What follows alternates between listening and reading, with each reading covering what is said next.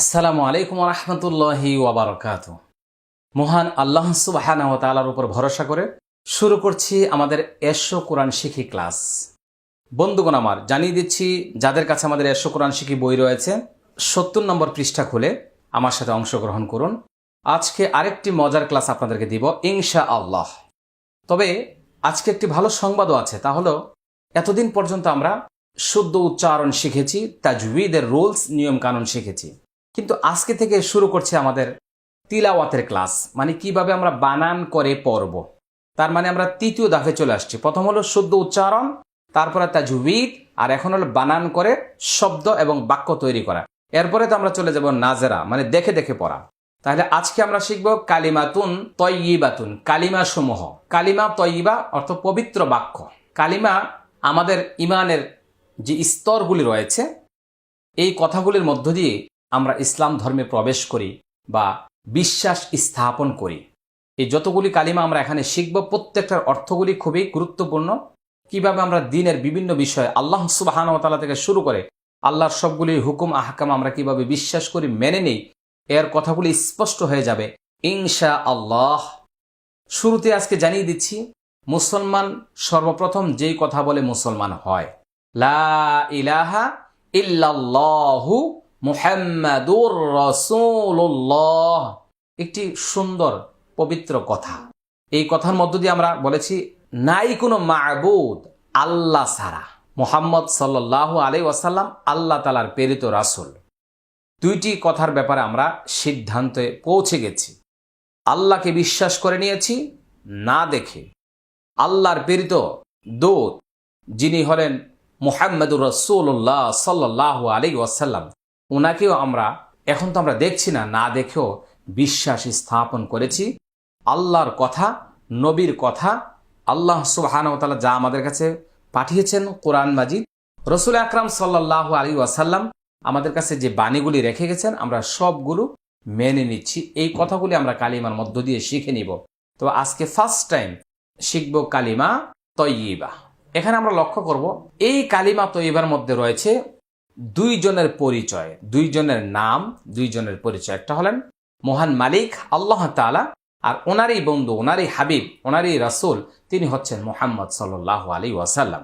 এই দুইজনের পরিচয় আমরা এখান থেকে পাবো ইনশাল্লাহ, এবং আমরা এই কথার উপরে বিশ্বাস স্থাপন করব। এর তথ্যগুলো আপনাদেরকে জানিয়ে দিচ্ছি। এবার আসুন, মজার কথা হলো আল্লাহ সুবহানাহু ওয়া তাআলা তিনি ওনার নামটা যেভাবে লিখেছেন, দেখেন 4টি অক্ষর তিনি ব্যবহার করেছেন। আলিফ লাম লাম হা। কয়টি অক্ষর? আলিফ লাম লাম হা। তিনি ওনার নাম লিখতে গিয়ে 4টি অক্ষর ব্যবহার করেছেন। এবার আসুন, উনি ওনার হাবিবের নাম, বন্ধুর নাম কিভাবে লিখেছেন দেখুন। মিম হা মিম দাল। তিনি ওনার হাবিবের নাম লিখতে গিয়ে, বন্ধুর নাম লিখতে গিয়ে ওখানেও 4টি অক্ষর ব্যবহার করেছেন। মিম হা মিম দাল। মুহাম্মাদ, আল্লাহু মুহাম্মাদ। তাহলে আমরা দুইজনের নামের 4টি অক্ষর দ্বারা যে শব্দটা লিখেছেন আমরা বুঝতে পেরেছি। আল্লাহর নাম যেমনি ভাবে লিখেছেন, মুহাম্মদ সাল্লাল্লাহু আলাইহি ওয়াসাল্লামের নামও ঠিক তেমনি ভাবে লিখেছেন। আরেকটি মজার তথ্য জানিয়ে দিচ্ছি, আল্লাহ সুবহানাহু ওয়া তাআলা ওনার নাম লিখতে গিয়ে 4টি অক্ষর লিখেছেন, এখানে কোনো নোক্তাওয়ালা হরফ তিনি ব্যবহার করেন নাই। এবার আসেন, ওনার হাবিব বিশ্ব নবী মুহাম্মদ রাসূলুল্লাহ সাল্লাল্লাহু আলাইহি ওয়াসাল্লাম, আল্লাহর হাবিবের বন্ধুর নাম লিখতে গিয়ে তিনি যে 4টি অক্ষর ব্যবহার করেছেন, এখানেও কোনো নোক্তাওয়ালা হরফ তিনি ব্যবহার করেন নাই। আল্লাহু আকবার, সুবহানাল্লাহ। কত সুন্দর ইনফরমেশন, কত সুন্দর তথ্য। এবার আসুন, আল্লাহ সুবহানাহু ওয়া তাআলা তিনি ওনার পরিচয় কিভাবে দিয়েছেন। প্রথমে বলেছেন লা, নাই। ইলাহা, কোন উপাস্য, মানে ইবাদত গ্রহণ করার ক্ষমতাবান, ইবাদত গ্রহণ করতে পারে এমন কোন ব্যক্তি আর নাই। তবে ইল্লা, ব্যতীত, সারা, সেটা হলেন আল্লাহ। আল্লাহ সারা কোনো উপাস্য নেই, ইলাহ নেই। তিনি এখানে কতগুলো অক্ষর ব্যবহার করেছেন আমরা লক্ষ্য করব। 1 2 3 4 5 6 7 8 9 10 11 12। আল্লাহ সুবহানাহু ওয়া তাআলা তিনি তার পরিচয় দিতে গিয়ে 12টি অক্ষর ব্যবহার করেছেন। কয়টি অক্ষর? 12টি অক্ষর ব্যবহার করেছেন। এবার আসুন, ওনার হাবিবের পরিচয় দিতে গিয়ে তিনি কতটা অক্ষর ব্যবহার করেছেন সেটা আমরা জেনে নিই। লক্ষ্য করুন, 1, 2, 3, 4, 5, 6, 7, 8, 9, 10, 11, 12। আল্লাহু আকবার, সুবহানাল্লাহ। তিনি তো সেই মহান আল্লাহ যিনি তার হাবিবের ব্যাপারে হাবিবকে পরিচয় করিয়ে দিতে জাতির সামনে, বিশ্বের মানুষের কাছে, উম্মাহের কাছে, বান্দাদের কাছে তিনি তার হাবিবের পরিচয় দিতে গিয়েও 12টি অক্ষর তিনি ব্যবহার করেছেন। তাহলে আল্লাহ সুবহানাহু ওয়া তাআলা নিজের নাম লিখতে যেমন 4টি অক্ষর ব্যবহার করেছেন, হাবিবের নাম লিখতে গিয়ে 4টি অক্ষর ব্যবহার করেছেন। আল্লাহর নাম লিখতে গিয়ে কোনো নোক্তাওয়ালা অক্ষর তিনি ব্যবহার করেন নাই। আল্লাহর হাবিবের নাম লিখতে গিয়ে তিনি কোনো নোক্তাওয়ালা অক্ষর ব্যবহার করেন নাই। আল্লাহর পরিচয় দিতে গিয়ে তিনি 12টি অক্ষর ব্যবহার করেছেন, তার হাবিবের পরিচয় দিতে গিয়ে তিনি 12টি অক্ষর ব্যবহার করেছেন। এবার আরো জানিয়ে দিচ্ছি, আল্লাহর পরিচয় দিতে গিয়ে তিনি কোনো নোক্তাওয়ালা অক্ষর ব্যবহার করেন নাই, নিজের নামেও করেন নাই, নিজের পরিচয় দিতে গিয়েও নোক্তাওয়ালা অক্ষর ব্যবহার করেন নাই। আল্লাহর হাবিবের নাম লিখতে 4টি অক্ষর ব্যবহার করেছেন, কোনো নোক্তাওয়ালা অক্ষর ব্যবহার করেন নাই। আল্লাহর হাবিবের পরিচয় দিতে গিয়েও তিনি 12টি অক্ষর লিখেছেন, সেম, কোনো নোক্তাওয়ালা অক্ষরও তিনি ব্যবহার করেন নাই। সুবহানাল্লাহ, আল্লাহ আল্লাহ আল্লাহু আকবার। এই যে একটা সৌন্দর্য, এই যে একটি আর্ট, এই যে একটি চমৎকার বাক্য আপনাদের সামনে আমি তুলে ধরেছি, এখানে লক্ষ্য করেছেন। তাহলে এই পবিত্র বাক্যর মধ্যে 24টি অক্ষর রয়েছে, সবগুলি নোক্তাবিহীন। তাহলে এখানে লা ইলাহা ইল্লাল্লাহ, এটা হলো আল্লাহ তাআলার পরিচয়। মুহাম্মাদুর রাসূলুল্লাহ, এটা হচ্ছে ওনার হাবিবের পরিচয়। এবার আমরা এটাকে বানান করে শিখে নিব। লাম আলিফ জবর, লা, জবরের বাম পাশে খালি আলিফ, এটা এক আলিফ টান, কিন্তু উপরে একটি চিহ্ন আমরা দেখতে পাচ্ছি, যেটা দেখলে আমাদেরকে 3 আলিফ টানতে হবে। মনে আছে আমি 3 আলিফের মাদ শিখাই দিকে বলছিলাম, যে কোনো মাদের হরফের পরের শব্দের শুরুতে যদি আলিফ থাকে তাহলে আগের মাদের হরফের উপরে 3 বাঁকা একটি চিহ্ন দেওয়া থাকবে। তাহলে বোঝা গেল এটার ভিতরে 3 আলিফ টান আছে, এটা বোঝানোর জন্য ওখানে 3 বাঁকা চিহ্নটি ব্যবহার করা হয়েছে। তাহলে লা কি হবে? 3 আলিফ টান। হামজাজের ই, লাম খারা জবর লা, ইলা, ইলা, এটা খারা জবর 1 আলিফ টান। কারণ আমরা বলেছিলাম খারা জবর খারাজের উল্টা পেশ হইলে 1 আলিফ টানিয়া পড়িতে হয়, এটা 1 আলিফ। লা, হা জবর হা, তাহলে ইলাহা, ইলাহা, লা ইলাহা, লা ইলাহা।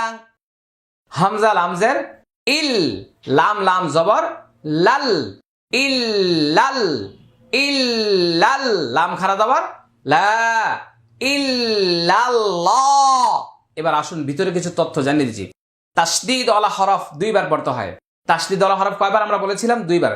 তাসদীদ ওয়ালা হরফ 2 বারে পড়তে হয়। প্রথমবার তাহার ডান দিকের হরকতের সঙ্গে জজমের মতন, যেমন হামজা লামজের ইল, তারপরে দ্বিতীয়বার লাম জবর লা, তাহলে ইল্লা।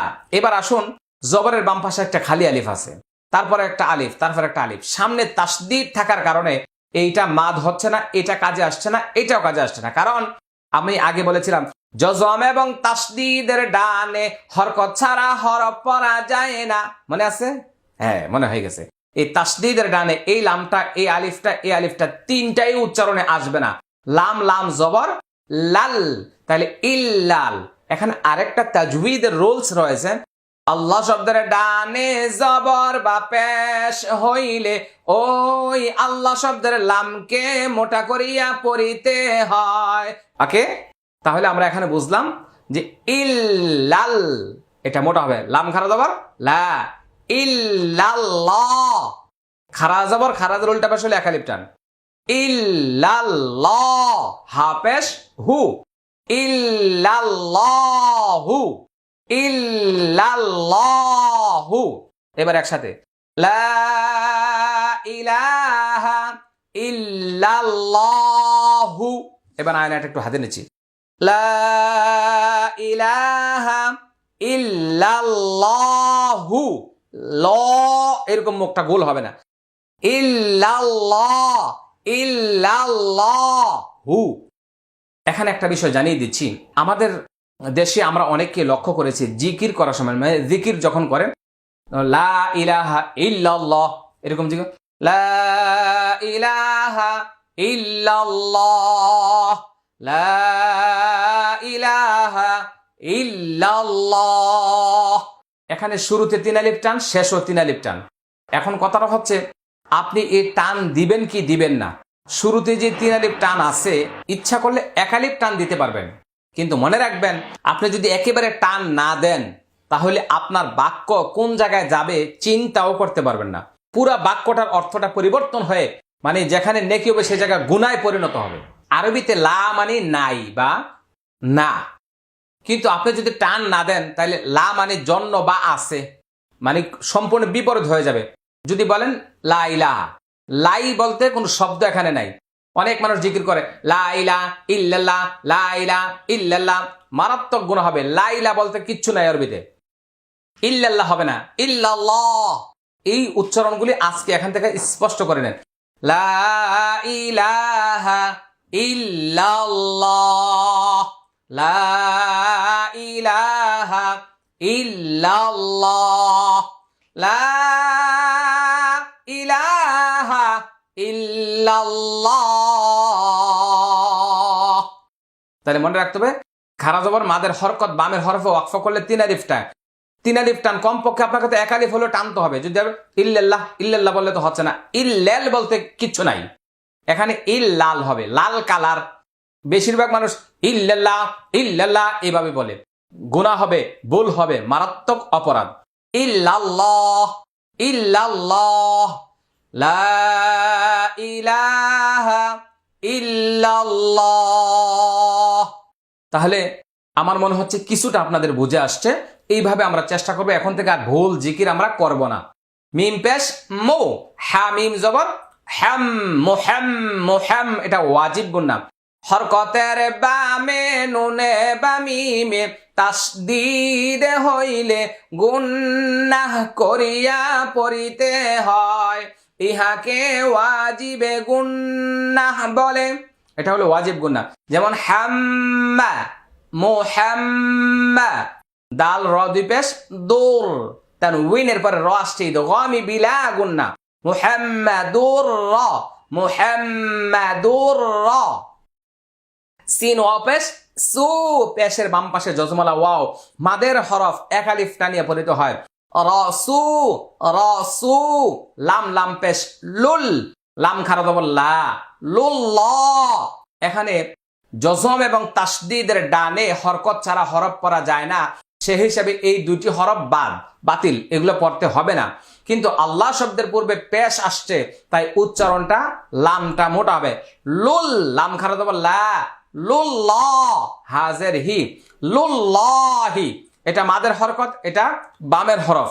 তাহলে মাদের হরকতের বামের হরফে ওয়াকফ করলে 3 আলিফ টান। যখন আজান দেয় আশহাদু আন্না মুহাম্মাদার রাসূলুল্লাহ,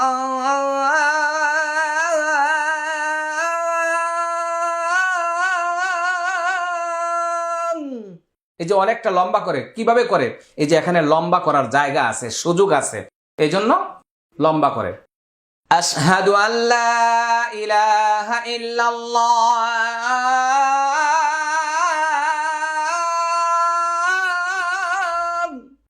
এইভাবে লম্বা করা যায়। তাহলে আমরা এখানে পাইলাম ওয়াজিব গুন্না, এখানে বিলা গুন্না, এখানে 1 আলিফ টান, এখানে মোটা হবে, এটা ওয়াকফ করলে 3 আলিফ টান। তাহলে মুহাম্মাদুর রাসূলুল্লাহ, মুহাম্মাদুর রাসূলুল্লাহ। তাহলে এখন আমরা জিকিরটা কিভাবে করব? তাহলে আমার বিশ্বাস এই ভুল ত্রুটিগুলো যেন আর না হয়।